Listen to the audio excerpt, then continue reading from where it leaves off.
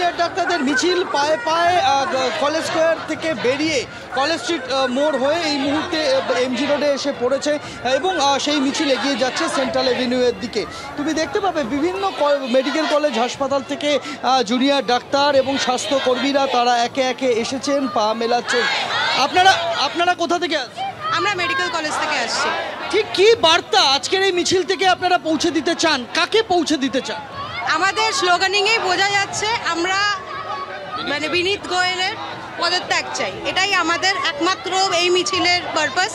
এবং এই জিনিসটা প্রথম 5 দিনে যে তথ্য লোপাট হয়েছিল সেই জিনিসটা আমরা সবাই বিভিন্ন মাধ্যমে জানতে পেরেছি এবং এই জিনিসটার মানে আমাদের যাওয়াটার এতটাই ভয়, সকাল 10টা থেকে আপনারা দেখতে পাচ্ছেন ওখানে কি সমস্ত আয়োজন করা হয়েছে, তার প্রতিকারে আমরা এই লাল ফুলটা নিয়ে যাচ্ছি। যদি ওখান থেকে কোনো কিছু আসে আমরা এই লাল ফুলটা দিয়ে ওনাদেরকে সেটার জবাব দেব, এটাই আমাদের এই মিছিলের বার্তা। ওখানে যে তথ্য প্রমাণ লোপাট হয়েছে সেটা আমরা সবাই জানি এবং 9-10 ফুট উঁচু ব্যারিকেড করে দেওয়া হয়েছে স্টিলের, জানি আমরা সব আপনাদের মাধ্যমেই জানতে পেরেছি। জল কামানের আয়োজন করা হয়েছে 9-10 ফুট বড়।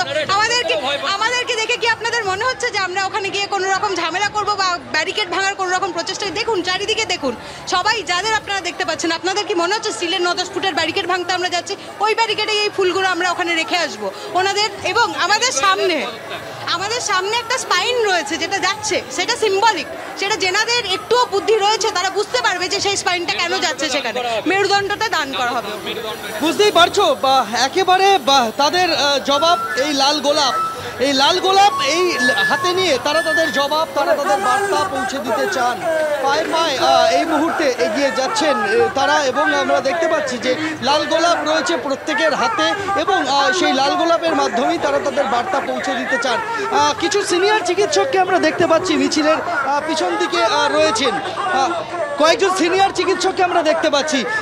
বিনীত গোয়েলের পদত্যাগ চাওয়া হচ্ছে, এই পদত্যাগটা কি শুধুমাত্র 14 তারিখের বিশৃঙ্খলা নিয়ন্ত্রণে রাখতে না পারার জন্য, নাকি এর সঙ্গে তদন্ত প্রক্রিয়ার বিষয় জড়িয়ে রয়েছে আপনাদের দাবির মধ্যে? সবটা মিলিয়েই এবং কলকাতা পুলিশ যে অত্যন্ত সুচতুরভাবে এটাকে ধামাচাপা দেওয়ার চেষ্টা করছে সেটা সুপ্রিম কোর্টের অবজারভেশনে পরিষ্কার এবং সাধারণ মানুষ পরিষ্কার বুঝতে পারছে। কাজে পদত্যাগ তো বটেই, তার অপসারণ চাই, তার ইমিডিয়েট অপসারণ চাই।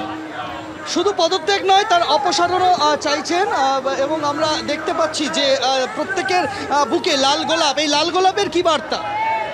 যাতে পুলিশ তার নিজের কাজ করতে পারে সেই পরিবেশ তৈরি করতে হবে, তার জন্য করাপ্ট অফিসারদের প্রয়োজনে সরাতে হবে। তুমি দেখতে পাচ্ছো জিকর মেডিকেল কলেজেরই পড়ুয়ারা, চিকিৎসকরা তারা এই ম্যাটাডোরে রয়েছেন।